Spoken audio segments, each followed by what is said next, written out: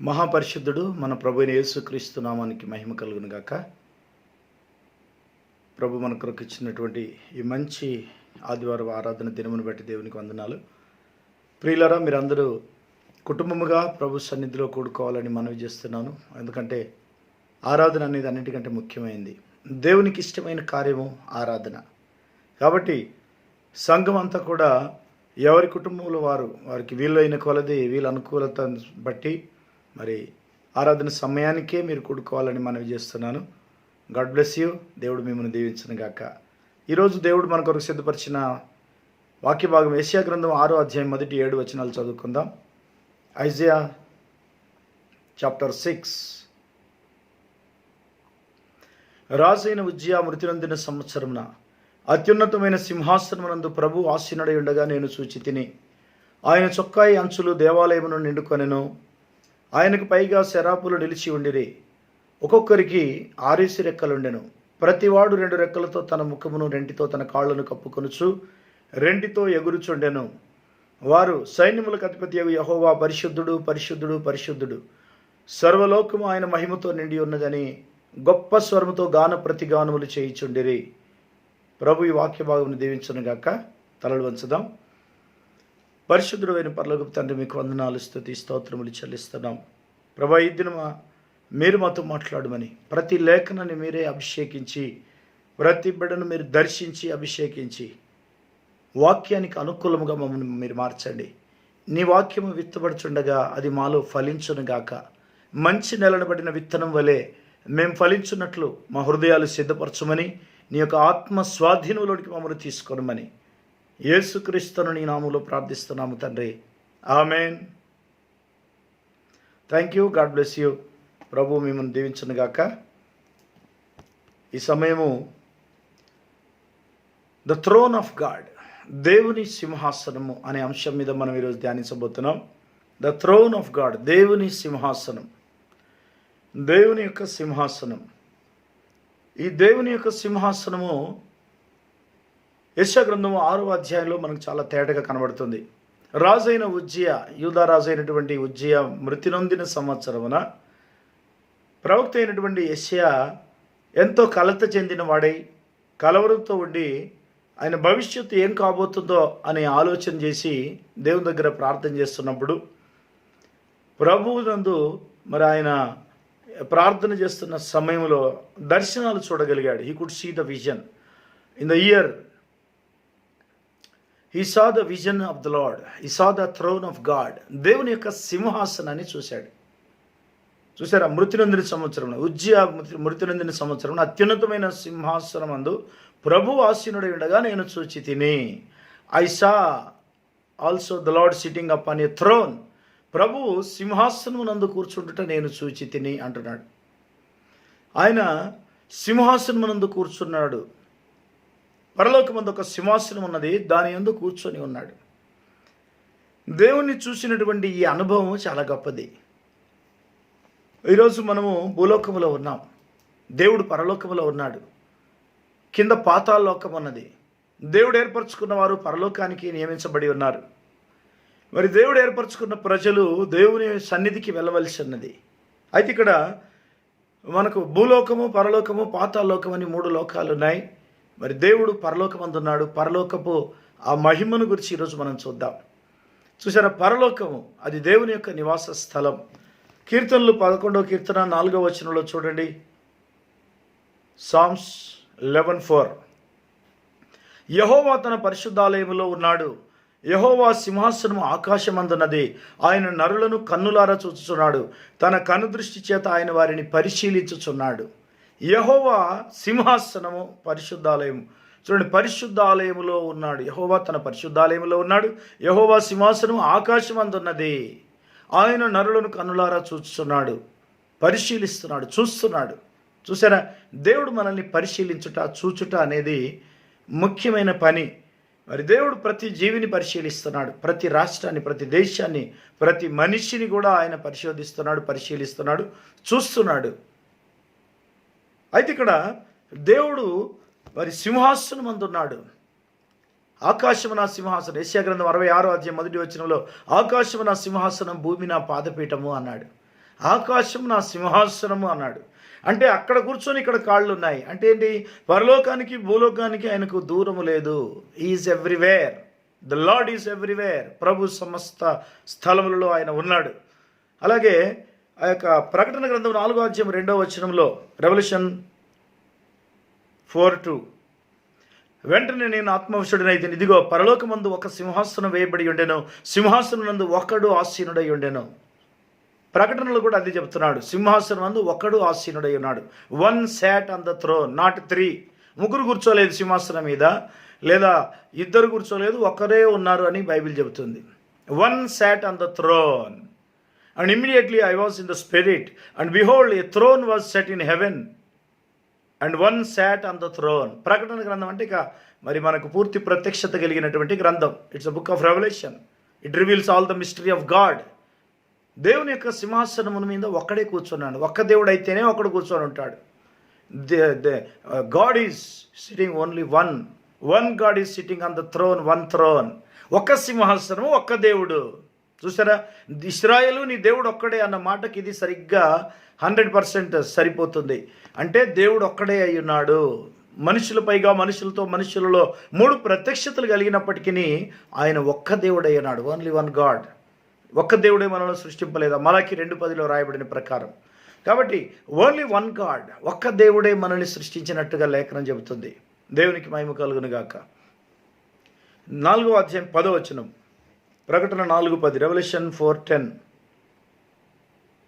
ఆ 24 పెద్దలు సింహాసనమునందు ఆసీనుడై ఉండువాని ఎదుట సాగిలపడి యుగయుగములు జీవించుచున్న వానికి నమస్కారం చేయుచు, ప్రభువా మా దేవా, నీవు సమస్తమును సృష్టించితివి, నీ చిత్తమును బట్టి అవి ఉండెను, దానిని బట్టి సృష్టింపబడెను కనుక నీవే మహిమ ఘనత ప్రభావము పొందనర్హుడవని చెప్పుచు తమ కిరీటములు ఆ సింహాసనం ఎదుట వేసిరి. పరలోకంలో ఉన్న సైన్య సమూహం అంతా, అంటే పరలోకపు నివాసులు అందరూ కూడా దేవుణ్ణి స్తుతిస్తున్నారు. They are worshipping God. ఆయనను ఆరాధిస్తున్నారు. ఎంత గొప్పగా అంటే అంత గొప్పగా ఆరాధిస్తున్నారు. ఎస్, దేవుడు అంటేనే ఆరాధనకు పాత్రుడు, ఆరాధించబడేవాడు దేవుడు. దేవుడు అనే పదానికి ఆరాధించబడేవాడు అని అర్థం. అన్ ఆబ్జెక్ట్ ఆఫ్ వర్షిప్, ఆరాధించబడుతున్నటువంటి దేవుడు. దేవునికి స్తోత్రం కలుగును గాక. అయితే ఇక్కడ మరి పరలోకపు సింహాసనం ముందు ఆసీనుడైన దేవుడు ఒక్కడై ఉన్నాడని తెలియజేయబడింది, రాయబడింది. అలాగే ప్రకటన గ్రంథం 20వ అధ్యాయం 11వ వచనంలో ఆ రోజు జడ్జిమెంట్ రోజు కూడా ఒక సింహాసనం వేయబడి ఉండను, దాని మీద ఒక్కడు ఆసీనుడై ఉన్నాడని రాయబడింది. రెవల్యూషన్ 20:11. కాబట్టి ఇక్కడ మనం గమనించాల్సి, there is only one God. దేవుని యొక్క మర్మాన్ని తెలుసుకోవడం అవసరం. God is mysterious God. దేవుడు మర్మంగా ఉన్నాడు. అయితే ఆయన తను తాను బయలుపరుచుకునే విధానంలో అన్ని మర్మాలు బయటికి వచ్చాయి, ప్రత్యక్షపరచబడి ఉన్నాడు. అయితే అత్యున్నతమైన సింహాసనం ముందు ఆసీనుడైన దేవుడైనప్పటికీ ఐజయా 57:5, యెషయా గ్రంథము 57వ అధ్యాయం 57వ అధ్యాయం 5వ వచనం, 57వ అధ్యాయం 15వ వచనం, 15th verse, verse number 15. మహాగణుడును మహోన్నతుడును పరిశుద్ధుడును నిత్య నివాసినైన వాడు ఇలాగూ సెలవిచ్చుచున్నాడు, నేను మహోన్నతమైన పరిశుద్ధ స్థలములో నివసించువాడని అయినను వినయము గల వారి ప్రాణమును ఉజ్జీవింపజేయుటకును, నలిగిన వారి ప్రాణమును ఉజ్జీవింపజేయుటకును, వినయము గల వారి యొద్దను దీన మనసు గల వారి యొద్దను నివసించుచున్నాను. దేవుని యొక్క నివాసము దీనుల యొద్ద అంటున్నాడు. దీనుల యొద్ద నేను నివాసం ఉన్నాను. చూసారా? దేవుడు మరి దీనుల దగ్గర, ఎందుకంటే ఆయన గొప్ప దేవుడు. ఆయన గొప్పతనము మరి ఆయన తగ్గించుకున్న విధానం అయితే ఇంకెవరూ తగ్గించుకోలేరు. ప్రభువైన యేసుక్రీస్తు సిలువలో పశువుల పాక నుండి మొదలుకొని సిలువ వరకు కూడా ఆయన మొత్తం పూర్తిగా తగ్గింపు జీవితం, తగ్గింపు స్వభావం. ఆయన తను తాను తగ్గించుకున్న విధానం చూసినప్పుడు మనుషులుగా మనం ఎంత తగ్గించుకోవాలి, ఇది ఇక్కడ మనకు అర్థమవుతుంది. అంత పరిశుద్ధ స్థలంలో మహిమలో నివాసం ఉండే దేవుడు ఈరోజు మనతో కూడా ఉండడానికి ఆయన ఇష్టపడ్డాడు. ఆయన మనతో కూడా ఉంటానని వాగ్దానం చేశాడు, పరిశుద్ధాత్మగా, ఆత్మస్వరూపిగా. కాబట్టి మరి సింహాసనాసీనుడైన దేవుడు, థ్రోన్ ఆఫ్ గాడ్. పరలోకమందు ఒక సింహాసనము, దాని మీద ఒక దేవుడు ఆసీనుడై ఉన్నాడు. There is only one God who is sitting on the throne. ఒక్క దేవుడే, వన్ గాడ్. ఇశ్రాయేలు నీ దేవుడు ఒక్కడే అని రాయబడిన ప్రకారము దేవుడు ఒక్కడై ఉన్నాడు. అలాగే 113వ కీర్తన 5వ వచనంలో మరి నీ వంటి దేవుడు ఎవరున్నారు, who is like unto thee. Psalms 113.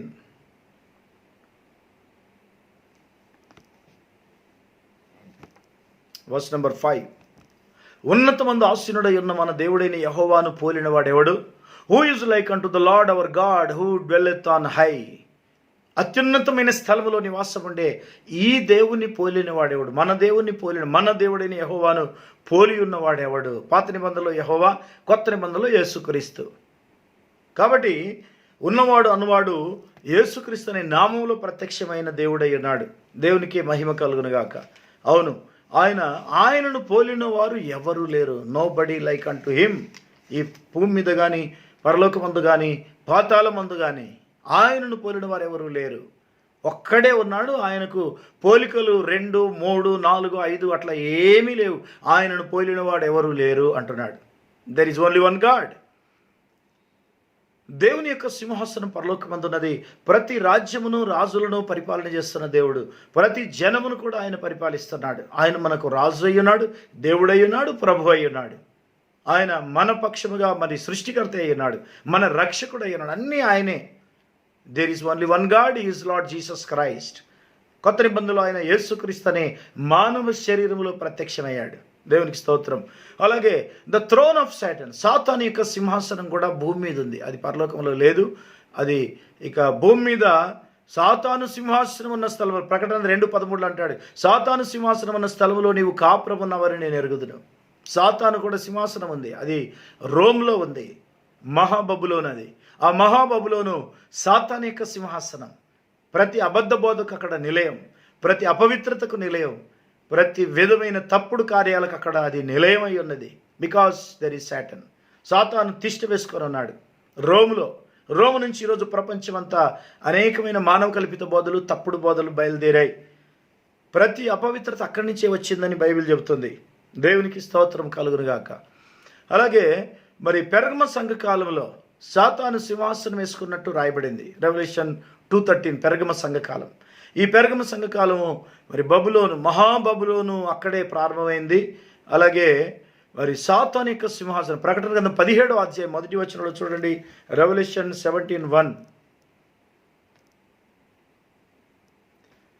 ఆ 7 పాత్రలు పట్టుకొని ఉన్న 7 దేవదూతలలో ఒకడు వచ్చి నాతో మాట్లాడుచు ఇలాగు చెప్పెను, నీవిక్కడికి రమ్ము, విస్తార జలముల మీద కూర్చున్న మహావేశకు చేయబడి తీర్పు కనబరచెదను.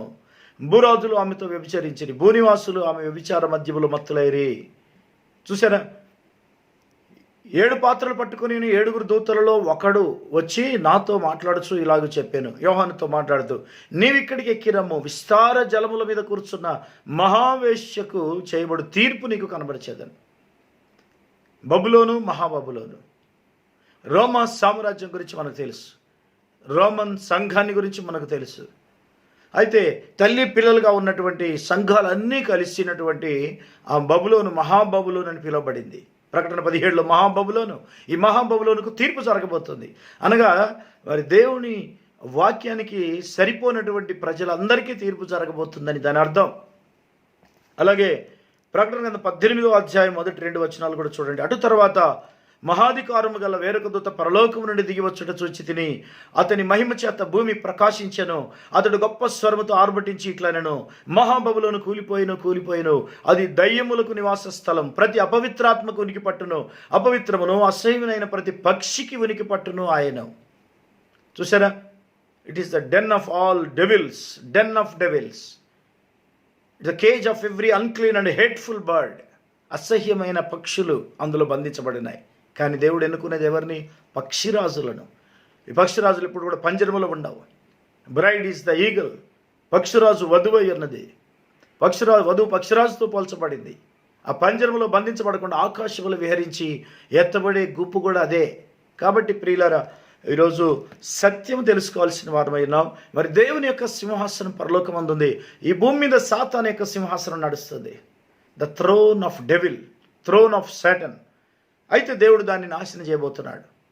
మనుషుల్లో ప్రవేశించినటువంటి సాతాను రాజ్యములను పాడు చేసి లోకమును అడవిగా చేసినటువంటి అపవాది తప్పుడు బోధల ద్వారా, మానవ కల్పిత సిద్ధాంతాల ద్వారా, కట్టుకథలు, పిట్టకథల ద్వారా నిజమైన వధువును తమ నివాస స్థలానికి వెళ్ళనివ్వకుండా, దేవుని యొక్క సింహాసనం దగ్గరికి వెళ్ళనివ్వకుండా అడ్డుకుంటున్నాడు. ఇది సత్యము మరి గమనించాల్సి ఉంది. ప్రతి సంఘము గమనించాలి. క్యాథలిజం, ప్రొటెస్టంటిజం ఇవి రెండు కూడా ఈ ప్రకటన గ్రంథం 17వ అధ్యాయంలో కనబడతాయి. తల్లి పిల్లలుగా ఉన్నారు. ఆ విషయం సంఘం గమనించాలి. అలాగే ద కింగ్డమ్ ఆఫ్ గాడ్, దేవుని రాజ్యం గురించి చూద్దాం. దేవుని యొక్క సింహాసనం పరలోకమందున్నది. అక్కడి నుంచి ఆయన ప్రపంచాన్ని పరిపాలన చేస్తున్న దేవుడు. అయితే దేవుని యొక్క మరొక ఆలోచన ఏంటంటే దేవుని రాజ్యం భూమి మీద స్థాపించాలి. God wanted to establish his kingdom on the earth. దేవుడు తాను ఏర్పరచుకున్న వారి మధ్యలో ఆయన రాజ్యమును స్థాపించడానికి ఇష్టపడుతున్నాడు. 47వ కీర్తన మొదటి 2 వచనాలు. దేవుని యొక్క రాజ్యం భూమి మీద స్థాపించబడుట దేవుని యొక్క ఉద్దేశమై ఉన్నది. సర్వజనులారా చప్పట్లు కొట్టుడి, జయధ్వనులతో దేవుని గూర్చి ఆర్భాటము చేయడి. యెహోవా మహోన్నతుడు, భయంకరుడు, ఆయన సర్వభూమికి మహారాజు అయ్యున్నాడు. Is a great king over all the earth. గొప్ప మహారాజు అయ్యున్నాడు, సర్వభూమికి మహారాజు అయ్యున్నాడు. దేవునికి స్తోత్రము. దేవుడు రాజు అయ్యున్నాడు. ఒక క్రైస్తవులకి కాదు, సర్వభూమికి మహారాజు అయ్యున్నాడు. రాజులకే రాజు, ప్రభువులకే ప్రభు. ఆయన దేవతలకు దేవుడు అయ్యున్నాడు. భూమి మీద ఎవరైతే దేవతలని పిలువబడుతున్నారో వాళ్ళు నిజమైన దేవుళ్ళు కాదు, కానీ అందరికీ ఆయన దేవుడు అయ్యున్నాడు, యేసుక్రీస్తు. అలాగే 7-8 వచనాలు చూడండి. 47వ కీర్తన, Psalms 47, 7 and 8 verses. దేవుడు సర్వభూమికి రాజు అయ్యున్నాడు. రమ్యముగా కీర్తనలు పాడుడి. దేవుడు అన్యజనులకు రాజు అయ్యున్నాడు. దేవుడు తన పరిశుద్ధ సింహాసనం మీద ఆసీనుడై ఉన్నాడు. పరిశుద్ధ సింహాసనం. ప్రపంచంలో ఒకే ఒక సింహాసనం ఉంది, దేవుని సింహాసనం, అది పరిశుద్ధ సింహాసనం, హోలీ థ్రోన్. పరిశుద్ధుడు ఆయన. కాబట్టి దేవుడు సర్వలోకమునకు అనగా యేసుక్రీస్తు ఆ సింహాసనం మీద కూర్చొని ఉన్నాడు. ఆయన సర్వలోకమునకు రాజు అయ్యున్నాడు, దేవుడై ఉన్నాడు. ఇర్మియా గ్రంథం 10వ అధ్యాయము 10వ వచనం. జెరమియా 10:10.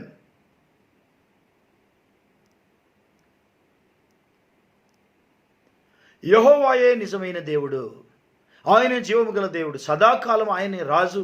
ఆయన ఉగ్రతకు భూమి కంపించును, జనములు ఆయన కోపమును సహింపలేవు. యెహోవాయే నిజమైన దేవుడు, ఆయనే జీవము గల దేవుడు, సదాకాలము ఆయనే రాజు. Is God and is the king, is the Lord God king, is everything. ఆయనే నిజమైన దేవుడు అని చాలా చక్కగా తేటగా మనకు రాయబడింది. The kingdom of God on earth. మరి ఇప్పుడు దేవుడు భూమి మీద తన రాజ్యం స్థాపించాలని ఆయన ఎప్పుడైతే ప్రారంభించాడో, సువార్త, మార్కు సువార్త 1:14 వచనం నుండి దేవుని రాజ్య సువార్త, పరలోక రాజ్య సువార్త మొదలుపెట్టాడు. ప్రభు అయిన యేసుక్రీస్తు తాను సువార్త ప్రారంభంలోనే పరలోక రాజ్యం సమీపించిందని చెప్పాడు. యోహాను చెరపట్టబడిన తర్వాత యేసు కాలం సంపూర్ణమై ఉన్నది, దేవుని రాజ్యం సమీపించి ఉన్నది, మారు మనసు పొంది సువార్త నమ్ముడి అని చెప్పుచు దేవుని సువార్త ప్రకటించుచు గలిలయకు వచ్చాను.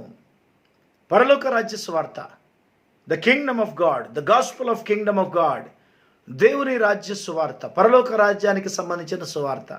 అంటే దేవుని రాజ్యము భూమి మీద స్థాపించాలన్న దేవుని యొక్క సువార్త. ఈ సువార్త ద్వారా మనుషుల్ని ఆకర్షిస్తున్నాడు. అలాగే 4:23 కూడా రాయబడింది. మత్తయి సువార్త 4:23, Matthew 4:23. కాబట్టి దేవుడు ఈ సువార్త ప్రారంభించి ఆ సువార్త ద్వారా అనేకుల్ని రాజ్యంలోకి ఆహ్వానిస్తున్నాడు. Is calling. లోకం పుట్టక మునిపి ఎవరైతే ఏర్పరచబడి ఉన్నారో వారందరినీ ఆయన ఈరోజు పిలుస్తున్నాడు. ఏర్పరచబడిన వారు పిలువబడుతున్నారు. చూసారా, ఆ రోజు ఏర్పాటు జరిగింది, ఈరోజు పిలుపు, ఎన్నిక, పిలుపు. చూసారా, దేవుడు ఎన్నుకున్నటువంటి ప్రజల్ని ఆయన పిలుస్తున్నాడు. నాట్ ఎవ్రీబడి, ప్రతి ఒక్కరిని కాదు. ఎందుకంటే దేవుడు ఈ భూమి మీద రాజ్యం స్థాపించాలనుకున్నాడు. 1000 ఏళ్ళ పరిపాలన, అదే దేవుని రాజ్యం అంటే అక్కడే. ఈ భూమి మీద 1000 సంవత్సరాల రాజ్య పరిపాలన. దానియేలు 2:44లో ఆ మాట చాలా తేటగా రాయబడింది. Very clear, statement is very clear. దానియేలు సెలవిస్తున్నాడు, దానియేలు ద్వారా బయలుపరుస్తున్నాడు దేవుడు ఈ భూమి మీద ఆయన రాజ్యము స్థాపిస్తున్నాడు. ఆ రాజుల కాలములలో పరలోకమందున్న దేవుడు ఒక రాజ్యమును స్థాపించును, దానికి ఎన్నటికి నాశనం కలగదు. ఆ రాజ్యము దాన్ని పొందిన వారికి కాక మరి ఎవరికి చెందదు. అది ముందు చెప్పబడిన రాజ్యములన్నిటిని పగలగొట్టి నిర్మూలన చేయను కానీ అది యుగ యుగముల వరకు నిలుచును. చేతి సహాయం లేక పర్వతం నుండి తీయబడిన ఆ రాయి ఇనుమును ఇత్తడిని మట్టిని వెండిని బంగారమును పగలగొట్టగా తమరు చూచితిరే. ఇందువలన మహాదేవుడు ముందు జరగబో సంగతి రాజులకు తెలియజేసి ఉన్నాడు. ఆ కళ నిశ్చయము దాని భావం నమ్మదగినదని దానియేలు రాజుతో చెప్పాను. ఆ కాలములలో పరలోకమందున్న దేవుడు భూమి మీద ఒక రాజ్యాన్ని స్థాపిస్తాడట. ఆ రాజ్యము అది పొందిన వారికి కాక మరెవరికి చెందదు. 7వ అధ్యాయం 18వ వచనం 7:18. ఎవరికి చెందుతుంది ఆ రాజ్యము? ఎవరికి చెందవలసి ఉన్నది? ఆ రాజ్య వారసులు ఎవరు? అయితే మహోన్నతుని పరిశుద్ధులే రాజ్యాధికారమునందుదురు. వారు యుగ యుగాంతముల వరకును రాజ్యమేలుదురు. మహోన్నతుని పరిశుద్ధులు. చూసారా? The holy saints of the most high God, the saints of the most high shall take the kingdom and possess the kingdom for ever, even for ever and ever. శాశ్వత రాజ్యము భూమి మీద స్థాపించబోతున్నాడు. ఒక 1000 సంవత్సరాల రాజ్యం భూమి మీద ఉంటుంది. ఆ రాజ్యం కొరకు దేవుడు తన ప్రజలని ఏర్పరచుకుంటున్నాడు, పిలుస్తున్నాడు. ఆయన పిలిచిన వారు ధన్యులు. దేవుడు ఏర్పరచుకున్న ప్రజలు ధన్యులు, ఎందుకంటే ఆ రాజ్యం కొరకు వారిని పిలుస్తున్నాడు. ప్రకటన గ్రంథం 20వ అధ్యాయం 4వ వచనం, రెవల్యూషన్ 24లో రాయబడిన ప్రకారం వారు క్రీస్తుతో కూడా 1000 సంవత్సరములు రాజ్యం చేయుదురు. 1000 years they are going to rule with Christ. మొదటి రాకడలో వధువును విమోచించడానికి వచ్చాడు. 2వ రాకడలో వధువును తీసుకొని పోవడానికి వస్తున్నాడు. 3వ రాకడలో వధువుతో మళ్ళీ తిరిగి పరిపాలన చేయడానికి వస్తున్నాడు. 1000 years మిలేనియం. ఇది దేవుని ప్లాన్. ఈ ప్లాను, ఈ పర్పస్ అంతా మనకు అర్థమైతే మనం ధన్యులో. ఎందుకంటే మన గురి దేవుని రాజ్యమే, మన దృష్టి అంతా దేవుని రాజ్యమే. భూమి మీద ఏం జరిగినా మనకు సంబంధం లేదు. We belongs to the kingdom of God. We are the citizens of heaven. పరలోకపు వారసులమైన, పరలోకపు సిటిజన్స్ అంటే ప్రజలమై ఉన్నాం. పరలోకానికి సంబంధించిన వారమై ఉన్నాం. దేవునికి మహిమ కలుగును గాక. 1000 years రూలింగ్ భూమి మీద జరగబోతుంది. దేవుని రాజ్యం భూమి మీద స్థాపించబడబోతుంది. అవును, దేవుని యొక్క సింహాసనం గురించినటువంటి మరొక దర్శనం యెషయా ఆ రోజు మూలవాక్యంలో మనం చూసాం. ఆ రోజు అనగా ఉజ్జియా చనిపోయినట్టు, రాజైన ఉజ్జియా, యూదా రాజైనటువంటి ఉజ్జియా చనిపోయిన సంవత్సరం. ఆయన 52 సంవత్సరాలు పరిపాలన చేశాడు ఉజ్జియా. 809 to 758. 809వ సంవత్సరం నుండి 758వ సంవత్సరం వరకు ఆయన పరిపాలన చేశాడు. 754లో చనిపోయాడు. 754లో, క్రీస్తు పూర్వం 754, బిఫోర్ క్రైస్ట్ చనిపోయింది. మరి అదే సంవత్సరంలో యెషయా పరలోకం వైపు చూశాడు. దేవుని మందిరంలోకి వెళ్ళి ప్రార్థన చేశాడు. ఆయన పరలోక దర్శనాన్ని పొందుకున్నాడు. పరలోక దర్శనం ఎప్పుడైతే పొందుకున్నాడో వెంటనే 3 సంగతులు నెరవేరాయి. There are 3 things. యెషయా గ్రంథము 6వ అధ్యాయం 1వ వచనం, రాజైన ఉజ్జియా మృతి నొందిన సంవత్సరమున అత్యున్నతమైన సింహాసనమందు ప్రభు ఆసీనుడై ఉండగా నేను చూచితిని. ఆయన చొక్కాయి అంచులు దేవాలయమును నిండుకొనెను. ఆయనకు పైగా శరాపులు నిలిచి ఉండిరి. ఒక్కొక్కరికి 6 రెక్కలుండెను. ప్రతివాడు 2 రెక్కలతో తన ముఖమును, 2 తన కాళ్లను కప్పుకొనుచు 2 ఎగురుచుండెను. సైన్యములకు అధిపతి యెహోవా పరిశుద్ధుడు, పరిశుద్ధుడు, పరిశుద్ధుడు, సర్వలోకము ఆయన మహిమతో నిండి ఉన్నదని గొప్ప స్వరముతో గాన ప్రతిగానములు చేయుచుండిరి. వన్ అనదర్, ఒకరికొకరు అంటూ అనదర్. చూసారా? వన్ క్రైడ్ అంటూ అనదర్. ఒకరికి వైపు చూసి ఇంకొకరు అలా గట్టిగా కేకలు వేస్తున్నారు పరిశుద్ధుడు అని. ఆ పరిశుద్ధుడు, పరిశుద్ధుడు అని కేకలు వేస్తున్నటువంటి, ఆ స్తుతి చేస్తూ ఆరాధన చేస్తున్నటువంటి సన్నివేశాన్ని, అద్భుతమైన సన్నివేశం. పరలోకపు గడపకములు అదిరిపడుతున్నాయట. అంత అద్భుతంగా, అంత బలంగా వారు దేవుని ఆరాధిస్తున్నారు. ఇది ఆరాధన అంటే, బలమైన ఆరాధన. మరి ఎప్పుడైతే ఈ కుడ్ సీ హెవెన్, ఈ saw the lord. The upward look, మొట్టమొదట పైకి చూశాడు. ద అప్వర్డ్ లుక్, మొదటి 4 వచనాల్లో, ఐజయా 6:1-4, యెషయా గ్రంథం 6వ అధ్యాయం 4 వచనాల్లో పైకి పరలోకం వైపు చూసినప్పుడు he saw the Lord on the throne.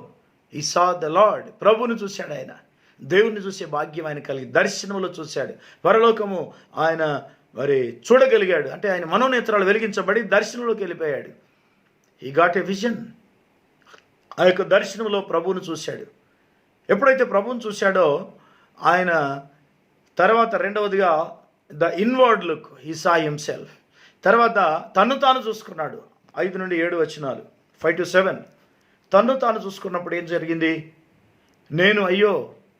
నేను అపవిత్రమైన పెదవులు గలవాడును, అపవిత్రమైన పెదవులు గల జనుల మధ్యను నివసించువాడును, నేను నశించి తిని, రాజును సైన్యములకు అధిపతియునగు యెహోవా యెహోవాను నేను కన్నులారా చూచిదని అనుకొంటిని. అప్పుడు ఆ శరాపులలోనొకడు తాను బలిపీఠం మీద నుండి కారుతో తీసిన నిప్పును చేతబట్టుకుని నా యుద్ధకు ఎగిరి వచ్చి నా నోటికి దానిని తగిలించి, ఇది నీ పెదవులకు తగిలిన గనక నీ పాపమునకు ప్రాయశ్చిత్తం ఆయను, నీ దోషము తొలగిపోయినా. నేను పాపము కాల్చబడింది. ఆ అగ్ని వచ్చి ఆయన పెదవులు తాకినప్పుడు ఆయన పరిశుద్ధపరచబడ్డాడు. అవును, దేవుని యొక్క దర్శనం పొందిన వ్యక్తి దేవుని యొక్క అగ్ని చేత కాల్చబడి పరిశుద్ధపరచబడతాడు. పైకి చూసినప్పుడు దేవుని చూశాడు, మరి లోపలికి చూసుకున్నప్పుడు తను తాను చూసుకున్నాడు. హి సా హిమ్సెల్ఫ్, ద ఇన్వర్డ్ లుక్, లోపలికి చూడడం. ఆయన తను తాను చూసుకునేటప్పటికీ ఆయన మరి తన స్థితి ఏంటో తెలిసి వచ్చింది. దేవుని యొక్క పరిశుద్ధత ముందు తాను ఏమై ఉన్నాడు, ఒక పాపి అయిన మనుష్యుడు. చూసారా, ఒక గొప్ప ప్రవక్త ఆయనను ఆయన మనుష్యుడే కనుక పాపి అయిన మనుష్యుడుగా భూమి మీద ఉన్నాడు. కానీ దేవుడు పరిశుద్ధుడు. ఆయన పరిశుద్ధతను, ఆయన మహిమను ఆ దేవదూతలు పొగుడుతూ గాన ప్రతిగానాలు చేస్తున్నప్పుడు ఆ యొక్క పరలోకపు మహిమను చూసినప్పుడు ఈయన ఆశ్చర్యపోయాడు. దిమ్మదిరిగిపోయింది అనుకోండి. అంతగా ఆయన ఇన్స్పైర్ అయిపోయాడు. అసలు ఆశ్చర్యపోయాడు. ఆ తర్వాత తను తాను చూసుకుంటే ఉంది, అంత పాపి అయిన మనుషుడు, అపవిత్రమైన పెదవులు గల ప్రజల మధ్య ఉండేవాడు. అంటే పాపం ఎక్కడ పుడుతుంది? పెదవుల్లో పాపం పుడుతుంది అని అర్థం. పెదవుల ద్వారా మాట కానీ క్రియ కానీ పెదవుల ద్వారా కలుగుతున్న పాపమే. ఒకటి తలంపుల్లోనూ హృదయంలోనూ మరి పెదవుల్లో బయటికి వస్తుంది. అది అపవిత్రమైన పెదవులు గలవాడను అన్నాడు. మనుషుల పెదవులు కాల్చబడాలి. ప్రతి మనిషి పెదవి కాల్చబడాలి. అపవిత్రమైన మాటలు కానీ అపవిత్రమైన చేతలు కానీ పెదవుల ద్వారా ప్రారంభమవుతాయి అంటున్నాడు. అవి కాల్చబడాలా. అప్పుడే మాట తీరు మారిపోతుంది. మాట తీరు మారిందంటే మనసు మారిపోతుంది. కాల్చబడాలి, అగ్ని చేత కాల్చబడాలి, పరిశుద్ధాత్మ అగ్ని చేత కాల్చబడాలి. పాపము దహించబడుతుంది. చూసారా, పాపము యొక్క ప్రతిఫలం మరణం కనుక మరణానికి జోలికి పోకుండా, పాపము జోలికి పోకుండా ఉండడం అనేది మానవునికి దేవుడు నియమించినటువంటి ఆజ్ఞ. కాబట్టి మూడవదిగా ద అవుట్వర్డ్ లుక్, బయటికి చూశాడు, పబ్లిక్ను చూశాడు. He saw the people, he saw the need, ప్రజల యొక్క అవసరం చూశాడు. ఎందుకంటే ప్రజలు మరి అవసరంలో ఉన్నారు, రక్షణ పొందాలి. వారు ప్రజలందరికీ రక్షణ కావాలి. దేవుని యొక్క మహిమ వారికి పొందుకోవాలి, దేవుని యొక్క రక్షణ వారు పొందుకోవాలి. ఈరోజు మనం కూడా ప్రభు అయిన యేసుక్రీస్తునందు లోకం వైపు చూసినప్పుడు కొన్ని కోట్ల మంది దేవుడు లేని ప్రజలు ఉన్నారు. సువార్త అందని వాళ్ళు ఉన్నారు, సత్యవాక్యం అందని వాళ్ళు ఉన్నారు, అంత్యకాల వర్తమానము చేరని వాళ్ళు కోట్ల కొద్ది ఉన్నారు. అయితే మన బాధ్యత ఏంటంటే మనము ప్రతి జాతి, ప్రతి జనానికి, ప్రతి ప్రజలకు కూడా క్రైస్తవులు కానీ క్రైస్తవేతరులు కానీ ఈ యొక్క సత్యవాక్యం అందించాలి. మానవ కల్పిత సిద్ధాంతాల చేత వారు గుడ్డివారై ఉన్నారు కనుక గుడ్డితనం పోవాలంటే సత్యం బయటికి రావాలి. 6 నుండి 6వ అధ్యాయం 8 నుండి 13 వచనాల్లో he saw the need, he saw the people, ప్రజల్ని చూసినప్పుడు ఆ ప్రజలు మరి అవసరంలో ఉన్న రక్షణ పొందడానికి దేవుడు మరి సేవకులను ఏర్పరచుకుంటున్నాడు. అప్పుడు యెషయా అంటున్నాడు, ఎవరు వెళ్తారు నా నిమిత్తం అన్నప్పుడు ఆయన నేను వెళ్తాను అన్నాడు. నేను వెళ్తాను, ఐ విల్ గో, నేను సిద్ధంగా ఉన్నాను, కాల్చబడ్డాను కనుక సిద్ధంగా ఉన్నాను అన్నాడు. ప్రజల యొక్క అవసరం చూశాడు. ప్రజలు రక్షణ పొందాలి, వారికి సువార్త అందాలి.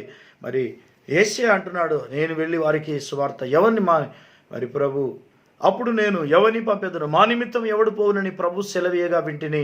అంతటా నేను చిత్తగించుకు నేనున్నాను, నన్ను పంపుము అనగా, నన్ను పంపుము, పంపండి అనట్లేదు, ఎక్కువ మంది చెప్పట్లేడు, ఒక్కరికే చెప్తున్నాడు, నన్ను పంపుము. దేవా నన్ను పంపమంటున్నాడు ఆయన. నీవు పోయి ఈ జనులతో ఇట్లనము, మీరు నిత్యము వినుచుందురు కానీ గ్రహింపకుందురు, నిత్యము చూచుతుందురు కానీ తెలుసుకొనకుందురు. ఇశ్రాయేలీయుల గురించి చెప్తున్నాడు. వారు కనులతో చూచి, చెవులతో విని, హృదయంతో గ్రహించి, మనస్సు మార్చుకొని స్వస్థత పొందకుండానట్లు ఈ జనుల హృదయం క్రొవ్వ చేసి వారి చెవులు మందపరిచి వారి కన్నులు మోయించమని చెప్పాను. ఇది జరగాల్సింది. ఆ రోజు యెషయా మూసిన కళ్ళు మరి శ్రమల కాలంలో తెరబడతాయి యూదులకు. చూసారా, అవకాశం ఉన్నప్పుడు వాళ్ళు దేవుని లెక్క చేయలేదు, అవకాశం ఉన్నప్పుడు ఆయనను మహిమపరచలేదు, ఆయన మాట వినలేదు. అయితే యెషయా వారి కళ్ళు మూయించమన్నాడు దేవుడు. యెషయాను పంపి వారి కళ్ళు మూయించమన్నాడు. అక్కడ 10వ వచనంలో మరి వారి చెవులు మందంగా ఉన్నాయి, వారి హృదయాలు క్రొవ్వి ఉన్నాయి, వారి కన్నులు మూయించుము. అవును, అవకాశం ఉన్నప్పుడు దేవుని మనం తెలుసుకోకపోతే శిక్ష, పనిష్మెంట్ అలాగే ఉంటుంది. నీకు ఎన్నో అవకాశాలు ఉన్నాయి. వాక్యం చదవచ్చు, ప్రార్థన చేయొచ్చు, సువార్త చెప్పవచ్చు, దేవుని కొరకు ఏమైనా చేయడానికి. నువ్వు నిజంగా రక్షణ పొందితే అవి చేస్తావు. నువ్వు రక్షణ పొందకపోతే నువ్వేమీ చేయలేవు. అసలు నువ్వేం చేయలేదంటే నీవు రక్షణ పొందలేదని అర్థం. ఎందుకంటే రక్షణ పొందిన ప్రతివాడు ఆత్మలో భారము కలిగి ఉంటాడు. నువ్వు రక్షణ పొందితే నీతో పాటు అనేకులు రక్షణ పొందాలి. సువార్త భారము, సువార్త పరిచర్య, సత్యవాక్యం ప్రజల మధ్యకు పంపించే పరిచర్య, అది నీ బాధ్యత, నా బాధ్యత. ఎందుకంటే మనం అది పొందుకున్నాం గనక. యెషయా ఎప్పుడైతే దేవుని చూశాడో, ఆ సింహాసనం చూశాడు, ఆయన మారిపోయాడు. మనం కూడా సింహాసనం ఒక దర్శనాన్ని చూస్తే మనం మారిపోతాం. నిజంగా ప్రభువును చూసిన వాళ్ళే మారిపోతారు. మనుషులు చూసి దేవుని సన్నిధికి రావద్దండి. మనుషుల కొరకు, మనుషులు చూసి అవసరాల కొరకు ఏదో సమస్యలు ఉన్నావని దేవుని సన్నిధికి వస్తే ఏం లాభం లేదు. అలా రావచ్చు కానీ అలాగే పర్మనెంట్గా ఉండిపోకూడదు. ప్రతిసారి కూడా దేవుడు మేలు చేస్తేనే దేవుడు, లేదా దేవుడు కాదు, లేదా నాకు ఆయనతో పని లేదు అనేవాళ్ళు చాలామంది ఉన్నారు. అలా కాదు. మనకు దేవుడు మేలు చేయవాడైనా, మనకు ఆయన చేస్తున్న మేలు ఎవరూ చేయలేరు. ఈరోజు మనం భోజనం చేస్తున్నామంటే ఆయన దేవుడి మేలే. అనేకులు మరణానికి అప్పగించబడ్డారు, మనం సజీవులమై ఉన్నాం. అది మేలు కాదా? ఆరోగ్యంగా ఉన్నాం, అది మేలు కాదా? ఇరుకులు ఇబ్బందులు ఉండొచ్చు, కొన్ని లోకంలో ఆర్థిక ఇబ్బందులు ఉన్నాయి, లాక్డౌన్ వలన ఎన్నో కష్టాలు ఉన్నాయి, ప్రజల్లో పేదరికం ఉంది. అయినా దేవుడు వారి కొరకు మార్గం తెరవగలడు. You have to wait upon the Lord. దేవునికి స్తోత్రం. అలాగే మరి ప్రవక్త అయిన యెషయా ఎంత గొప్ప అద్భుతమైన ప్రవక్త. ఆయన దేవుని యొక్క మహిమను ఎప్పుడైతే చూశాడో, ఆ సింహాసనాన్ని ఎప్పుడైతే చూశాడో ఆయన మారిపోయాడు. సింహాసనం చుట్టూ ఉన్న మహిమను చూశాడు. దేవదూతలు, కెరూబులు, శరాపులు, 24 పెద్దలు, 4 జీవులు, ఆ పరలోక సైన్య సమూహాన్ని, ఆ మహిమను ఎప్పుడైతే ఆరాధన అంతా చూశాడో ఆయన మారిపోయాడు. పరలోకం ఎలా ఉంది, నేను ఎట్లున్నాను, నా పరిస్థితి ఏంటి, నా ఇంటి పరిస్థితి ఏంటి, నా కుటుంబ సభ్యులు ఎట్లున్నారు, నేను ఎట్లున్నాను, నా చుట్టూన్న ప్రజలు ఎట్లున్నారు, వీళ్ళ పరిస్థితి ఏంటి అని ఆలోచించాడు. అది రక్షణ పొందిన వారికి వచ్చే ఆలోచన, దేవుని ఆత్మ కలిగిన వారికి వచ్చే ఆలోచన. ప్రతి ప్రజల కొరకు భారం కలిగి ఉండడం.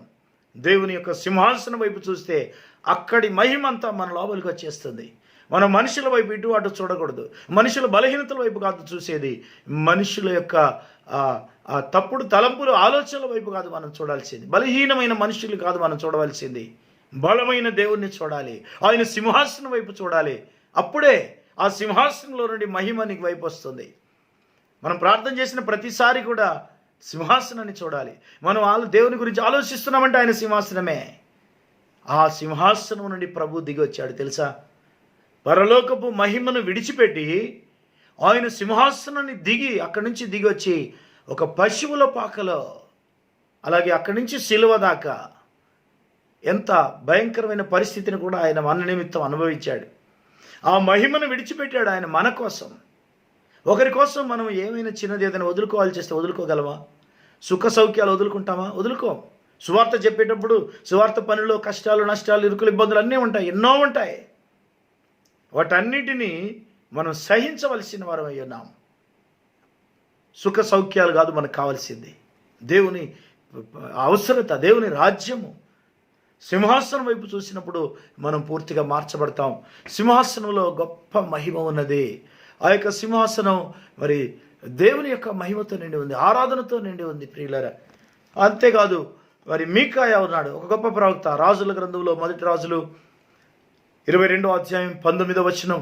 Micaiah, the prophet of God, he also could see the throne of God. ఆయన కూడా ఆ పరలోకపు సింహాసనాన్ని చూశాడు. మనకు తెలుసు, ఆహాబు రాజు, ఇశ్రాయేలీల రాజు. ఆహాబు రాజు, ఇశ్రాయేలు రాజు. మరి యెహోషాపాతు యూదా రాజు అయినాడు. యెహోషాపాతు, ఇశ్రాయేలు రాజు ఆహాబు ఇద్దరు వియ్యంకులుగా ఉన్నారు. వారు వియ్యమొందిన తర్వాత మరి సిరియన్లు వీళ్ళ యొక్క, ఇశ్రాయేలీల యొక్క రామోత్ గిలాతు అనే పట్టణం దాడి చేసి వాళ్ళు స్వాధీనం చేసుకున్నారు. అది ఆ శత్రువుల చేతులు, సిరియన్ల చేతిలో ఉండిపోయింది. దాన్ని తిరిగి స్వాధీనపరచుకోవడానికి ఆహాబు రాజు యెహోషాపాతును పిలిచి గొప్ప విందు చేసి ఒకరోజు నిర్ణయించి యుద్ధానికి వెళ్తాం అన్నప్పుడు మరి యెహోషాపాతు అడుగుతాడు, మరి దేవుని దగ్గర మొట్టమొదలు మనం ఎంక్వైరీ చేయాలి, యుద్ధం జరిగేటప్పుడు దేవుని దగ్గర విచారణ చేయాలి. అయితే ఆహాబు ఒక 400 మంది అబద్ధ ప్రవక్తలు పిలిపించాడు. వాళ్ళు అంటున్నారు, ఆ పట్టణాన్ని దేవుడు మీకు అప్పగిస్తాడు, మీరు వెళ్ళండి అన్నారు. యెహోషాపాతుకు డౌట్ వచ్చింది. అందరూ ఒకే మాట అంటున్నారు, ఎక్కడో సంథింగ్ ఇస్ రాంగ్. వీళ్ళంతా ఒకే మాట అంటున్నారు. ఇంకా ఎవరైనా ఉన్నారా? ఒక్కడున్నాడా? ఇంకెవరైనా ఉన్నారా? 1 Kings 22:19-28, రాజుల మొదటి గ్రంథము 22వ అధ్యాయం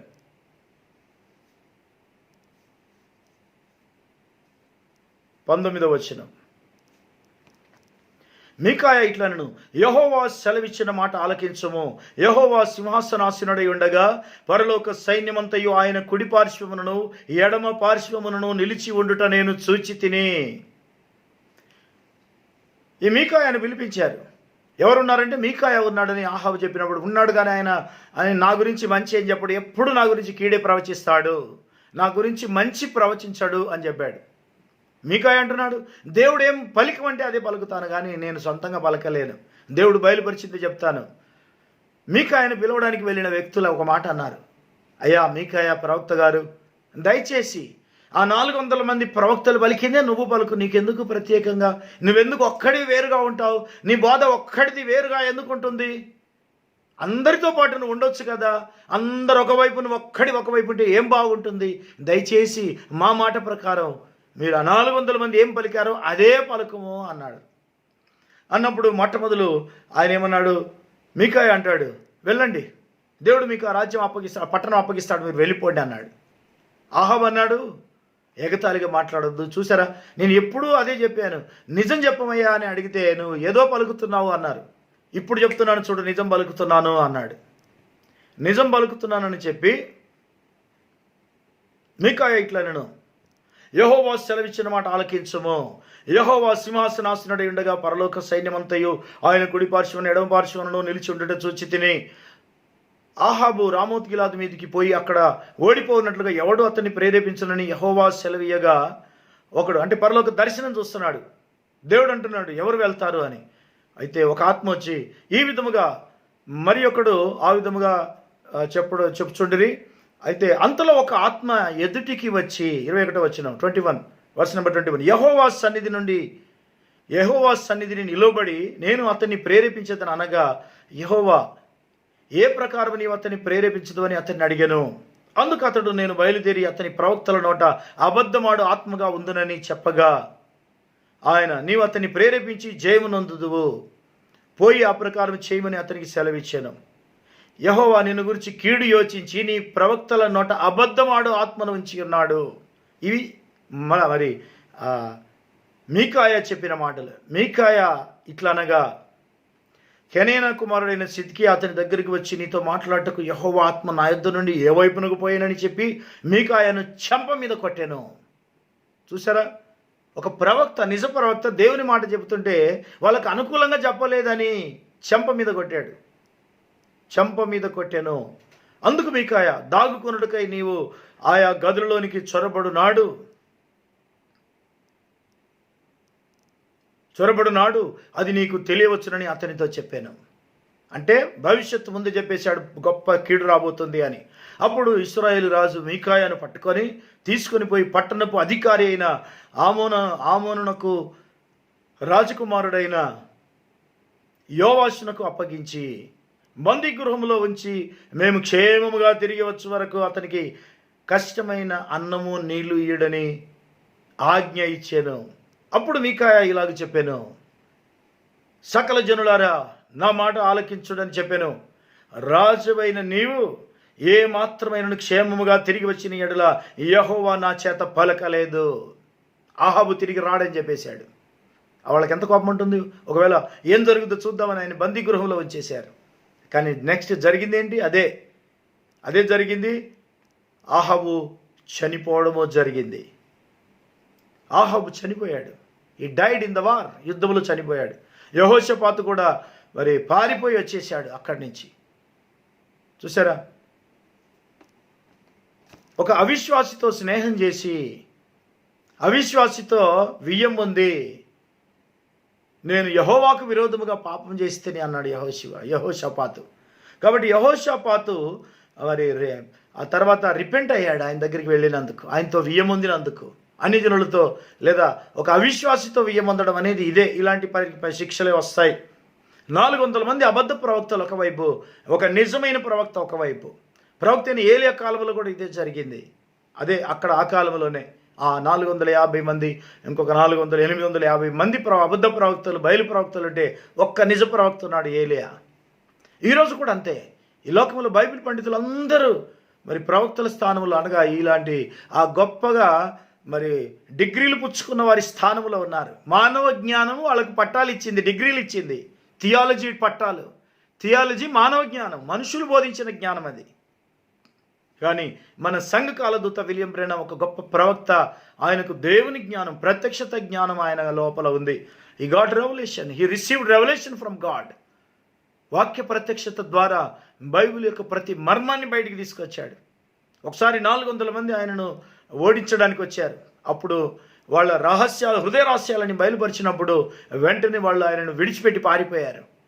అవును, దేవుని యొక్క మహిమ ఎదుట, నిజమైన వాక్యం ఎదుట ఎవరు నిలవగలరు? దేవునికి స్తోత్రం కలుగును గాక. హల్లెలూయా. చూసారా, మరి ఆహాబు, ఇటు మీకాయ. ఆహాబు ఒక ఇశ్రాయేలీయుడు అయినప్పటికీ తాను అన్య స్త్రీని వివాహం చేసుకొని ఒక అన్యుడిగా మారిపోవడం అనేది చాలా భయంకరమైన సూచన. ఈరోజు చాలామంది సంఘ శాఖలను, అన్య స్త్రీలను వివాహం చేసుకొని వాళ్ళు నశించిపోతున్నారు, దేవుని యొక్క క్రమం నుంచి తప్పిపోతున్నారు. ఒక మీకాయ లాంటి ఒక నిజమైన ప్రవక్త, గొప్ప ప్రవక్త ఈరోజు అవసరం. మన సంఘకాల దూత మీకాయ స్థానంలో కనబడుతున్నాడు. He was a right prophet with the right word. సత్యవాక్యం వైపు ఆయన ఉండి దేవుని కొరకు నిలబడ్డవాడు.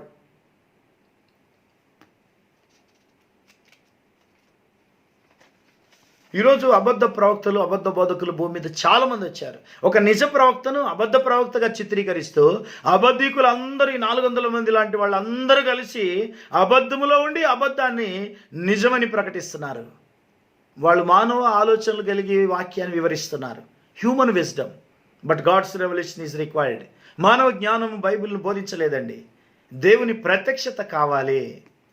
దేవునికి స్తోత్రం. యోహాను, అలాగే మన ప్రకటన గ్రంథ రచయిత ప్రభువైన యేసుక్రీస్తు యొక్క ప్రియమైన శిష్యుడైనటువంటి యోహాను ఉన్నాడు. ఈ యోహాను కూడా పరలోక దర్శనం కలిగి ఉన్నాడు. 7 సంఘకాలాలు అయిపోయిన తర్వాత ప్రకటన గ్రంథము 4వ అధ్యాయంలో ఈ పైకి ఎక్కిరమ్ము అని చెప్పబడిన మాట చూడండి. రెవల్యూషన్ 4:1. ఈ సంగతులు జరిగిన తర్వాత నేను చూడగా, అదిగో పరలోకమందు ఒక తలుపు తెరవబడి ఉండెను. మరియు నేను మొదట వినిన స్వరము బోరుధ్వని వలె నాతో మాట్లాడగా వింటిని. ఆ మాట్లాడిన వాడు, ఇక్కడికి ఎక్కిరమ్ము, ఇక మీదట జరగవలసిన వాటిని నీకు కనబరిచెదను. పరలోకం, ర్యాప్చర్ అన్నమాట. ఇది 4వ అధ్యాయం ర్యాప్చర్ను సూచిస్తుంది. It reveals about the rapture. 7 సంఘకాలాలు అయిపోయిన తర్వాత జరగబోయే ఎత్తబడే సంఘటన. ఆ ఎత్తబడే సంఘటనలో పరలోకం తెరవబడి ఉండుట. 2వ వచనం చూడండి. వెంటనే నేను ఆత్మశుడనైతిని, అదిగో పరలోకమందు ఒక సింహాసనం వేయబడి ఉండెను.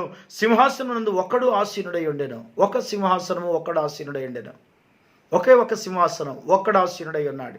One God sitting on the throne, who is nothing but Lord Jesus Christ. యేసుక్రీస్తు తన సింహాసనం మీద కూర్చొని ఉన్నాడు. ర్యాప్చర్లో మరి మనం ఆయన మహిమను చూడబోతున్నాం. దేవునికి స్తోత్రం. అలాగే ఆ యొక్క ర్యాప్చర్ అని అయిపోయిన తర్వాత జరగవలసిన సంఘటనలు ఇందులో కనబడతాయి. యెహెజ్కేలు కూడా సింహాసనం చూశాడు, దానియేలు సింహాసనం చూశాడు. ప్రవక్తలు దాదాపుగా పరలోక దర్శనాలు చూసి ఉన్నారు, పరలోకపు సింహాసనాన్ని చూశారు. వాళ్ళ జీవితాలు మారిపోయాయి. ప్రభువును, ఆ సింహాసనాన్ని మనం చూస్తే మన జీవితం మారిపోతుంది. ఎందుకంటే ఆయన ఆ మహిమ ఎంత గొప్పది, మనం ఏ పాటి వారము. ఆయన ఎక్కడున్నాడో మనం ఎక్కడున్నాము. ఆయన మనకు చెప్పిన మాటలేంటి, ఆయన చెప్పిన ఆజ్ఞలు, ఆయన చెప్పినటువంటి ప్రతి ఆజ్ఞ, ఆయన మనకిచ్చిన ఆజ్ఞలు మనం పాటించే పనిలో ఉండాలి. మనం పాటించు వారముగా ఉండాలి. వాక్యం వినువాడు, చదువువాడు, గ్రహించు గైకొనువాడై ఉండవాలను. చదువువాడు, వినువాడు, గైకొనువాడు. చూసారా, ఈరోజు దేవుని యొక్క ఆజ్ఞలు మనము గైకొనే వారమై ఉండాలి. అప్పుడే వాక్య ప్రకారం ఉంటేనే ఎత్తబడ్డ, లేకపోతే ఎత్తబడ్డది జరగదు. అది ఖచ్చితం, నిజం. యెహెజ్కేలు చూశాడు, ఇంకా అనేకులు చూశారు. యెహెజ్కేలు 1:26లో 26 నుంచి 28 వరకు చూస్తే, దేవుని యొక్క సింహాసనం చుట్టూ ఒక వర్షధనుస్సును చూశాను అన్నాడు. అలాగే యోహాను కూడా అదే చూశాడు. 10వ అధ్యాయం 1వ వచనంలో ఆయన సింహాసనం చుట్టూ వర్షధనుస్సు ఉన్నది అన్నాడు. 7 సంఘకాలాలను సూచించే వర్షధనుస్సు. Same God. మరి పాత నిబంధనలోను, ఇక్కడ కొత్త నిబంధనలోను అదే దేవుడు. ప్రభువైన యేసుక్రీస్తు తల చుట్టూ ఒక వర్షధనుస్సు ఉన్నట్టుగా 10వ అధ్యాయం 1వ వచనం చూడండి. బలిష్ఠుడైన వేరొక దూత పరలోకము నుండి దిగివచ్చుడు చూచితిని. ఆయన మేఘము ధరించుకొని ఉండెను. ఆయన శిరస్సు మీద ఇంద్రధనుస్సు ఉండెను. ఆయన ముఖము సూర్యబింబం వలెను, ఆయన పాదములు అగ్నిస్తంభముల వలెను ఉండెను. అగ్నిస్తంభముల వలె ఉండెను. ఆయన తల చుట్టూ, తల మీద ఇంద్రధనుస్సు ఉండెను. వర్షధనుస్సు, రెయిన్బో, కవనెంట్, నిబంధనను సూచిస్తుంది. 7 సంఘకాలాల వధువు ఆయనకు నిబంధనతో సిద్ధపడుతున్నటువంటి వధువు. The bride is under covenant people, నిబంధన ప్రజలై ఉన్నారు. అయితే ఇక్కడ ప్రభు అయిన యేసుక్రీస్తు తన రెండవ రాకడలో మత్తయి సువార్త 25వ అధ్యాయం 31 వచనం చూడండి. మాథ్యూ 25:31. ఆయన మహిమగల సింహాసనం మీద వస్తున్నాడు. తన మహిమతో మనుష్య కుమారుడు ఆయనతో కూడా సమస్త దూతలను వచ్చినప్పుడు ఆయన తన మహిమగల సింహాసనం మీద ఆసీనుడై ఉండును. మహిమగల సింహాసనం భూమి మీద స్థాపించబోతున్నాడు. 1000 ఏళ్ల పరిపాలనలో ఆయన ఒక సింహాసనం స్థాపించబోతున్నాడు. ఇశ్రాయేలు దేశమును, యెరూషలేమును క్యాపిటల్ సిటీగా చేసుకొని, ఈరోజు యెరూషలేం క్యాపిటల్ సిటీ ఎందుకు చేయబడింది? దావీదు కుమారుడైన యేసుక్రీస్తు భూమి మీద రాజ్య పరిపాలన చేయాలి. లిటరల్గా 1000 సంవత్సరాలు భూమి మీద రాజ్యం పరిపాలించాలి. నీతి రాజ్యం, శాంతి రాజ్యం పరిపాలించబోతున్నాడు, స్థాపించబోతున్నాడు. ఆ రాజ్యంలో మనల్ని మరి రాజులుగా, యాజకులుగా పిలుస్తున్నాడు. దేవునికి స్తోత్రం కలుగును గాక. ఆయన మనల్ని పిలుస్తున్న విధానం ఎంత గొప్పదో చూడండి. అయితే ఇక్కడ ఆ సింహాసనము భూమి మీద స్థాపించబడబోతుంది. అయితే మహిమగల సింహాసనం అంటున్నాడు. మహిమగల సింహాసనము. When the Son of Man shall come in his glory and all the holy angels with him, then shall he sit upon the throne of his glory.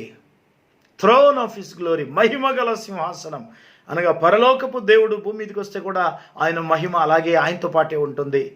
మహిమగల సింహాసనం మీద ఆయన ఉండబోతున్నాడు, కూర్చోబోతున్నాడు. ప్రకటన గ్రంథం 3వ అధ్యాయం 21వ వచనం.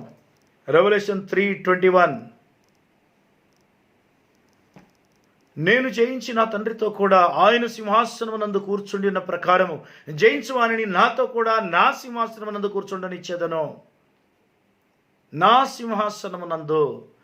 To him that overcometh will I grant to sit with me in my throne even as I also overcame and am set down with my Father in his throne. చూసారా, తండ్రి సింహాసనము, యేసుక్రీస్తు కుమారుని సింహాసనము, తర్వాత మన సింహాసనం అంటున్నాడు. ఇది ఒక క్రమము, ఒక ఆర్డర్. వాక్యములో మరి దేవుడు తన ప్రత్యక్షతను బయలుపరిచే విధానం అది. సింహాసనం, దేవుని సింహాసనం. దేవుడు మానవుడైనప్పుడు మరి యేసుక్రీస్తు అనే మానవ శరీరంలో ప్రత్యక్షమైనప్పుడు కుమారుడుగా ఆయన మళ్ళీ పరలోకం వెళ్ళినప్పుడు ఆయన సింహాసనం ఆయన చేతికి వచ్చేసింది. అంటే he took his own throne. దేవుడు అనే స్థానం నుంచి వచ్చి దేవుడు అనే స్థానానికి వెళ్ళిపోయాడు. అదే సింహాసనం మీద ఆయన ఉన్నాడు. అయితే ఇక్కడ మనకు తన సింహాసనమునందు కూర్చుండనిచ్చేదను. సింహాసనమునందు, ఇన్ మై థ్రోన్.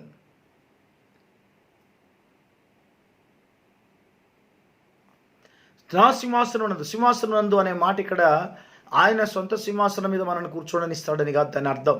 ఆయన రాజ్యములో, ఇన్ ద థ్రోన్ అంటే సింహాసనములో అని అర్థం. సింహాసనం మీద అనట్లేడు, సింహాసనంలో అనగా in the kingdom of God. దేవుని రాజ్యములో వారికి స్థానం ఉన్నది. రాజులు, యాజకుల స్థానం ఇది. వధువు యొక్క స్థానం చాలా గొప్పది. అంత్యకాల వర్తమానం నేను వధువుగా సిద్ధపరిచే వర్తమానం. చూసారా, రాజు యొక్క ఖడ్గము, వాక్య ఖడ్గం ఇచ్చి మన చేతికి ఇవ్వబడింది. ఆ రోజు ప్రవక్త చేతికి దేవుడు ఖడ్గం ఇచ్చాడు, వాక్యం అనే ఖడ్గం. పౌలు కూడా వాక్యాన్ని ఖడ్గంతో పోల్చాడు. హెబ్రీ 4:12లో వాక్య ఖడ్గము, రాజు యొక్క ఖడ్గం అది. వాక్యమే ఖడ్గమై ఉన్నది, వాక్యము ఖడ్గమై ఉన్నది. దేవునికి మహిమ కలుగును గాక. ఈ వాక్య ఖడ్గము శత్రువు యొక్క గుండెల మీద పెట్టడానికి పనికి వస్తుంది.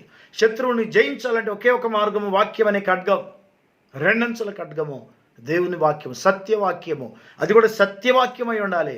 మానవ కల్పిత బోధ అయి ఉండకూడదు. అది దేవునికి ఇష్టం లేదు. దేవుడు దాన్ని లెక్క చేయడు కూడా. అది దేవుడు లెక్క చేయాలంటే అది సత్యవాక్యం అయి ఉండాలి. దేవునికి స్తోత్రం కలుగును గాక. మరి మనం జయించే వారమైతే ఈ లోకంలో సమస్యలను, పాపాన్ని, ప్రతి పరిస్థితిని జయించు వారమై అవిశ్వాసాన్ని జయించాలి. అన్ని పరిస్థితులను జయించిన వారమైతే సింహాసనమునందు, దేవుని రాజ్యములో మనకు సింహాసనం ఉన్నది. ఎస్, రాజులుగా, యాజకులుగా అన్నాడు. రాజులు మరియు యాజకులు 1000 పరిపాలనలో సింహాసనం మీద కూర్చోండబోతున్నాం. దేవునికి స్తోత్రం కలుగును గాక. కాబట్టి ప్రియులారా, మరి ప్రభువుని యేసుక్రీస్తు ఆ యొక్క ధవళ సింహాసనం మీద జడ్జిమెంట్ రోజు కూడా ఆ సింహాసనము ఒకే సింహాసనం ఉంటుంది. ఆ ఒక్క సింహాసనం మీద ఒక్కడే కూర్చోబోతున్నాడు. రెవల్యూషన్ 20:11. మరియు ధవలమైన మహాసింహాసనమును దాని యందు ఆసీనుడైన ఒకనిని చూచి తిని భూమి ఆకాశములు ఆయన సముఖము నుండి పారిపోయాను, వాటికి నిలువ చోటు కనబడకపోయాను. మరియు గొప్పవారేమి కొద్దివారేమి మృతులైన వారందరూ ఆ సింహాసనం ఎదుట నిలబడి ఉండట చూచి తిని అప్పుడు గ్రంథములు విప్పబడిన, మరియు జీవగ్రంథమును వేరొక గ్రంథము విప్పబడిను. ఆ గ్రంథముల యందు రాయబడిన ప్రకారము తీర్పు జరుగుతుంది. చూసారా? ఆ గ్రంథములు యందు రాయబడిన వాటిని బట్టి తమ క్రియల చొప్పున మృతులు తీర్పు పొందిరి. గొప్పవాళ్ళైనా సరే సింహాసనం ఎదుట నిలబడాలి తీర్పు కొరకు. యేసుక్రీస్తు సింహాసనం. ఈరోజు రాజులైన వారు కూడా ఆ రోజు ఆయన ఎదుట దోషులుగా నిలబడాల్సి వస్తుంది. ఎందుకంటే ఆయన మరి జడ్జిమెంట్లో తీర్పులో ఉంటాడు. ఆ రోజు సకల జనులకు తీర్పు జరగబోతుంది. గొర్రెలు మేకల తీర్పు అది. వధువుకు తీర్పు లేదు. వధువు ఆల్రెడీ సింహాసనం మీద ఉంది. వధువుకి ఇవ్వబడిన స్థానంలో వారికి ఇవ్వబడిన సింహాసనాల మీద వారు ఉన్నారు. Yes, bride is going to rule the world. వధువు లోకమును తీర్పు తీర్చి లోకమునకు తీర్పు తీర్చడం, లోకంలో మరి మిగిలిన ప్రజలను పరిపాలన చేసే స్థానం వధువుకి ఇవ్వబడుతుంది. దేవునికి మహిమ, మనకెంతో ఆశీర్వాదం. Judgement time. ప్రభువైన యేసుక్రీస్తు ఆ సింహాసనం మీద కూర్చోబోతున్నాడు. ఒకే ఒక సింహాసనం. There is only one throne. ఒక సింహాసనం ఉన్నది. ర్యాప్చర్ అయిన తర్వాత జరిగే కొన్ని సంఘటనలు 4వ అధ్యాయంలో మనం చూడాల్సి ఉంది. రెవల్యూషన్ 4:1. ఎత్తబడిన తర్వాత 4:5 చూడండి, 5వ వచనం. ఆ సింహాసనముల నుండి మెరుపులు, ధ్వనులు, ఉరుములు బయలుదేరుచున్నవి, మరియు ఆ సింహాసనం ఎదుట 7 దీపములు ప్రజ్వలించుచున్నవి. అవి దేవుని 7 ఆత్మలు. చూసారా? సింహాసనం నుంచి ఉరుములు, మెరుపులు బయలుదేరుచున్నవి అంటే జడ్జిమెంట్స్. ర్యాప్చర్ ఎప్పుడైతే జరుగుతుందో మరుక్షణం భూమి మీద తీర్పులు వస్తాయి. God's judgements on the throne. మరి సింహాసనంలో నుండి దేవుని తీర్పులు వస్తున్నాయి. సింహాసనంలో నుండి వస్తున్నటువంటి తీర్పులు గాడ్స్ జడ్జిమెంట్స్. భూకంపాలు, ఉరుములు, మెరుపులు, భూకంపాలు, భూమి మీద దేవుని యొక్క ఉగ్రత కుమ్మరించబోయే దినం అన్నమాట అది. అలాగే 8వ అధ్యాయము 5వ వచనం. రెవల్యూషన్ 8:5. ఆ దూత ఆ ధూపార్తిని తీసుకొని బలిపీఠం పైనున్న నిప్పులతో దానిని నింపి భూమి మీద పడవేయగా ఉరుములు, ధ్వనులు, మెరుపులు, భూకంపములను కలిగెను. చూసారా? భూకంపాలు కలుగుట అనేది భూమి మీద మనం చూస్తూనే ఉన్నాం. ఇప్పటికే చాలా భూకంపాలు వచ్చాయి, వస్తున్నాయి. ఇక ముందు కూడా భూకంపాలు రాబోతున్నాయి. అయితే వధువును తీసుకుని పోయిన తర్వాత భూమి మీద ఉండబోయే భూకంపం మామూలుగా ఉండదు. అది చాలా భయంకరంగా ఉండబోతున్నాయి. అలాగే 11వ అధ్యాయం 19వ వచనం. రెవల్యూషన్ 11:19. మరియు పరలోకమందు దేవుని ఆలయం తెరవబడగా దేవుని నిబంధన మందసము ఆయన ఆలయములు కనబడెను. అప్పుడు మెరుపులను, ధ్వనులు, ఉరుములు, భూకంపములను, గొప్ప వడగండ్లను కనబడెను. నిబంధన మందసం అంటే 1,44,000 మంది రక్షణ సంబంధించిన విషయాలు అక్కడ ఉన్నాయి. వాళ్ళతో నిబంధన అయిపోయిన తర్వాత ఇక మందసం భూమి మీద ఉండదు, పరలోకంలో కనబడింది. అంటే భూమి మీద ఇక తీర్పులు ఉంటాయి అన్నమాట. ఇంకా ఎక్కువ తీర్పులు అవుతాయి. More judgements. మెరుపులు, ధ్వనులు, ఉరుములు, భూకంపాలు, వడగండ్లు, ఇవన్నీ రాబోయే ఉగ్రతలు, దేవుని యొక్క ఉగ్రతలు. వీటన్నిటిని దృష్టిలో ఉంచుకోండి. అందుకే మరి దేవుని రాజ్యమే మనకు ముఖ్యమైనది. First of all you seek the kingdom of God.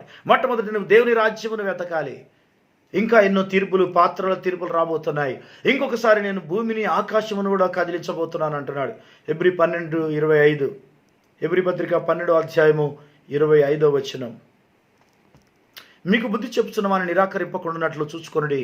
వారు భూమి మీద నుండి బుద్ధి చెప్పిన వారిని నిరాకరించినప్పుడు తప్పించుకొనకపోయిన ఎడల పరలోకము నుండి బుద్ధి చెప్పుచున్న వానిని విసర్జించు మనము తప్పించుకొనకపోవటం మరి నిశ్చయము కదా. అప్పుడు ఆయన శబ్దం భూమిని చలింపజేసాను, కానీ ఇప్పుడు నేను ఇంకొకసారి భూమిని మాత్రమే కాక ఆకాశమును కూడా కంపింపజేతును అని మాట ఇచ్చి ఉన్నాడు. ఇంకొకసారి ఆయన మాట చెలింపజేయబడని నిలకడగా ఉండు నిమిత్తము అవి సృష్టింపబడినట్లుగా మరి చెలింప చేయబడినవి బొత్తిగా తీసివేయబడునని అర్థమిచ్చుచున్నది. బొత్తిగా తీసివేయబడును అంటే పంచభూతాలు మహావేంద్రముతో లయమైపోతాయి. ఇప్పుడు ప్రపంచంలో యుద్ధ వాతావరణం చూస్తున్నాం. ఆ యుద్ధం ఎందాకపోతుందో తెలియదు. 6వ ముద్ర శ్రమకాలాన్ని సూచిస్తుంది. శ్రమకాలం 6:12 గొర్రెపిల్ల ఉగ్రత గురించి రాయబడింది. రెవల్యూషన్ 6:12-17. ఈ గొర్రెపిల్ల ఉగ్రతకు మనం తట్టుకోలేము, తాళచాలలేము అని పర్వతాలతో కొండలతో మా మీద పడి మమ్మల్ని చంపండి అంటున్నారు. అలాంటి ఉగ్రత దినాలు రాబోతున్నాయి. ప్రియులరా, ఈరోజు తెగుళ్ళు భూమి మీద ఆవరించాయి. మనుషులకు భయం లేదు. ఉగ్రత రాబోతుంది, భయపడతలేరు. కానీ దేవునికి భయపడాలి. దేవుని రాజ్యం కొరకు మనం సిద్ధపడాలి. ఆయన రాజ్యమును నీతిని మొదట వెతకండి. మత్తయి సువార్త 6:33 ఆయన రాజ్యమును నీతిని మొట్టమొదట వెతకండి. First of all you have to seek the kingdom of God. అన్నిటికంటే ముఖ్యమైనది దేవుని రాజ్యం. సీక్ యూ, ప్రవక్త అంటున్నాడు, seek you first the kingdom of God. Have you ever witnessed that to be the truth? Put God first. Pay your tithes first. Pay everything first. Pay God. Pray first at morning. Pray all through the day. Give God the first place in everything. You will be a witness.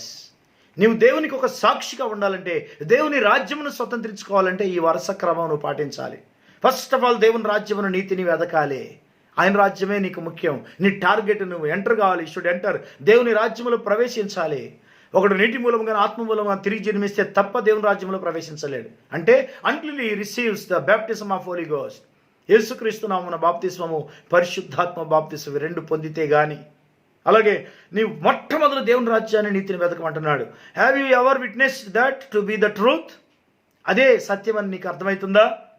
అవును. Put God first. దేవుని మొట్టమొదటి స్థానంలో పెట్టు. First place. Put God first. ఎందుకంటే అన్నిటికీ మూలము దేవుడే కనుక. Pay your tithes first. మొట్టమొదట దేవునికి నీ 10వ భాగము చెల్లించు. అలాగే పే ఎవ్రీథింగ్ ఫస్ట్. ఏది చెల్లించాలన్నది అది మొట్టమొదటి దేవునికి చెల్లించాల్సిందే. దేవునికి అప్పగించు. నీవు ఒక సాక్షిగా ఉండాలి. అంతేకాదు, పే గాడ్. దేవునికి నువ్వు చెల్లించాలి. ప్రే ఫస్ట్ ఎట్ మార్నింగ్. మొట్టమొదట నువ్వు దేవుడినే ప్రార్థన చేయాలి. దినచర్య ప్రారంభమే మనకు దేవుడై ఉండాలి. అది ప్రే ఆల్ త్రూ ద డే. దినమంతా ప్రార్థన చేస్తూనే ఉండాలి. Give God the first place in everything. ప్రతి దానిలో దేవునికి మొదటి స్థానం ఇవ్వాలి. You will be a witness. తద్వారా నీవు ఒక సాక్షిగా ఉండగలుగుతావు. దేవునికి స్తోత్రం. ఎంత అద్భుతం కదా. నిజమే, మనం దేవునికి సాక్షిగా ఉండాలంటే అలా జరగాల్సిందే. ఎందుకంటే దేవుడి భూమి ఆకాశములను నాశనం చేయబోతున్నాడు. భూమిని కొత్తదిగా చేయబోతున్నాడు. కొత్త భూమి, కొత్త ఆకాశం చేయబోతున్నాడు. ద ఇటర్నల్ కింగ్డమ్, దేవుని యొక్క రాజ్యం రాబోతుంది. We're waiting for the kingdom of God. దేవుని రాజ్యం కొరకు మనం ఎదురు చూస్తున్నాం. దేవునికి స్తోత్రము. And heavens will pass away with a great noise. గొప్ప శబ్దంతో ఈ యొక్క ఆకాశాలు గతించిపోబోతున్నాయి అంటున్నాడు. ఇంకా remember you are just as important in the kingdom of God as anybody else. దేవుని రాజ్యంలో ప్రవేశించడం నువ్వు చాలా ముఖ్యం. అంతేకాదు, నువ్వు ఏం జ్ఞాపకం చేసుకోవాలి? You are just as important in the kingdom of God as anybody else. అందరిలాగే నీవు ఒక వ్యక్తివి. నీవు దేవుని రాజ్యంలో ప్రవేశించడం చాలా ముఖ్యము. అది గుర్తుపెట్టుకో. You don't forget it. You always remember to enter in to the kingdom of God. నేను దేవుని రాజ్యంలో ప్రవేశించాలన్న అక్షరాలు తల మీద రాసుకోవాలి. ఎందుకంటే దేవుని రాజ్యం భోజనము పానము కాదు, కానీ నీతియు సమాధానమును పరిశుద్ధాత్మ అందలి ఆనందమునై ఉన్నది. దేవునికి మహిమ కలుగునుగాక. దేవుని రాజ్యం భోజనం పానం కాదు. నీతి, సమాధానం, పరిశుద్ధాత్మల ఆనందం, వాక్యము, ప్రార్థన, సహవాసము వీటన్నిటిలో ఉన్నది. అలాగే 2 Thessalonians 2 Thessalonians 1:5. దేని కొరకు మీరు శ్రమపడుచున్నారో ఆ దేవుని రాజ్యమునకు మీరు యోగ్యులని ఎంచబడు నిమిత్తము మీరిట్లు ఓర్చుకొనుట దేవుని న్యాయమైన తీర్పునకు స్పష్టమైన సూచన ఉన్నది. ఇది మనం అనేక శ్రమలు, ఇరుకులు, ఇబ్బందుల్లో గుండా ఉన్నాం. ప్రతి ఒక్కరు ఏదో ఒక సమస్యలో ఉన్నారు. ఆర్థిక ఇబ్బందులు ఒకరికి, కుటుంబ సమస్యలు ఒకరికి, అనారోగ్య సమస్యలు ఒకరికి, అనుకున్నవి జరగనివి మరొకరికి, సక్సెస్ కాని పరిస్థితులు ఎన్నో ఉన్నాయి. ఎక్కడ చూసినా ఓడిపోవడం అనేది ఉంది. కానీ వాక్యం చెబుతుంది ఏమంటుంది తెలుసా? 4వ వచనం చూడండి.